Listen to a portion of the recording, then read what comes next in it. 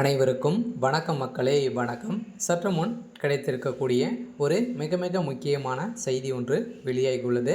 சற்று முன் உதயநிதியின் ரகசிய அறையை காட்டி கொடுத்த அசோக்குமார், இது மாதிரி செய்திகள் வெளியாகிருக்கு. இதை பற்றி தான் இந்த வீடியோவில் நாம் முழுமையாக பார்க்க போகிறோம். அதுக்கு முன்னாடி நம்ம சேனலுக்கு இப்போ தான் நீங்கள் முதல் முறையாக வந்திருக்கீங்க அப்படின்னா மறக்காமல் நம்மளுடைய சேனலை சப்ஸ்கிரைப் பண்ணிக்கோங்க. வாங்க வீடியோக்குள்ளே போகலாம். பார்த்தீங்கன்னா உதயநிதி ஸ்டாலின் அவர்கள் ஸ்டாலினுடைய ரகசிய அறையில் தான், அவருடைய பண்ணை வீட்டில் தான் பார்த்திங்கன்னா அசோக்குமார் அவர்கள் தலைமறைவாக இருந்தார் அப்படின்ற மாதிரி ஒரு செய்திகள் வெளியே இருந்துச்சு இல்லையா. பார்த்திங்கன்னா செந்தில் பாலாஜியுடைய தம்பி அசோக்குமார் அவர்கள் தான். அவர் பார்த்திங்கன்னா செந்தில் பாலாஜியுடைய வழக்கில் ஒரு முக்கிய புள்ளியாக இருக்கின்ற நிலையில் தான் பார்த்திங்கன்னா அசோக்குமார் அவர்கள் தலைமறைவாக இருந்துட்டு வந்திருந்த நிலையில் உதயநிதியுடைய அவருடைய கொச்சியில் இருக்கக்கூடிய பண்ணை வீட்டில் தான் இவர் ரகசியமாக இருந்து வருவதாக செய்திகள் வெளியே இருந்துச்சு. அதன் அடிப்படையில் பார்த்திங்கன்னா இவர் அதிரடியாக கைது செய்யப்பட்ட சம்பவம் அதிரடியாக தமிழகத்தை பெரும் முழுக்கும் சம்பவமாக நடைபெற்றிருக்கு இல்லையா.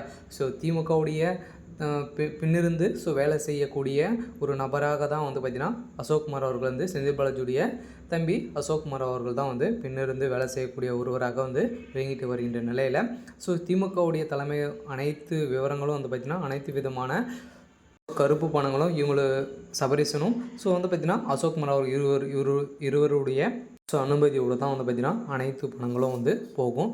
இதன் அடிப்படையில் பார்த்திங்கன்னா வசமாக இவருடைய உதயநிதியுடைய ரகசிய அறையில் மூட்டை மூட்டையாக கருப்பு பணம் சிக்கனதாக ஒரு செய்திகள் ஏற்கனவே வெளியே நிலையில் அதிரடியாக பார்த்திங்கன்னா அசோக்குமார் அவர்கள் கைது செய்யப்பட்ட சம்பவம் தமிழகத்தில் பேசும் பொருளாகி சுமார் இருக்கு இல்லையா. செந்தில் பாலாஜி அவர்கள் ஏற்கனவே சட்டத்துக்கு விரோதமான பணம் பரிமாற்ற வழக்கில் சிக்கியிருந்து அவர் பார்த்திங்கன்னா 472 நாட்களும் புழல் சிறையிலேருந்து இருந்து அவர் பார்த்திங்கன்னா அவருக்கு ஜாமீன் வழங்கியிருந்தாங்க இல்லையா. இந்த ஜாமீன் அடிப்படையில் நிபந்தனை அடிப்படையில் தான் அவருக்கு ஜாமீன் வழங்கியிருந்தாங்க. இருந்தாலும் திமுக தலைமையாக அதிரடியாக செந்தில் பாலாஜி அவர்களுக்கு மீண்டும் பார்த்திங்கன்னா அமைச்சரவை பதவியை கொடுத்த நிலையில் தான் பார்த்திங்கன்னா செந்தில் பாலாஜி அவர்களுக்கு ஒரு பெரிய சிக்கலாக சுமாரி இருக்கு இல்லையா. அதனால் பார்த்திங்கன்னா அதிரடியாக ஒரு அமாவாசைக்குள்ளே அவருடைய கடை அனைத்துமே முடிய போகுது அப்படின்ற மாதிரி பார்த்திங்கன்னா நிறைய கட்சி தலைவர்கள் சொல்லி வருகின்ற நிலையில் அதே நிலையை தான் பார்த்திங்கன்னா செந்தில் பாலாஜியுடைய நிலைமையும் மாறி இருக்குது. அதிரடியாக பார்த்திங்கன்னா இரவோடு இரவாக செந்தில் பாலாஜி அவர்கள் கைது செய்யப்பட்ட சம்பவம் அவர் புழல் சிறையில் மீண்டும் அடைக்கப்பட்டிருக்காங்க.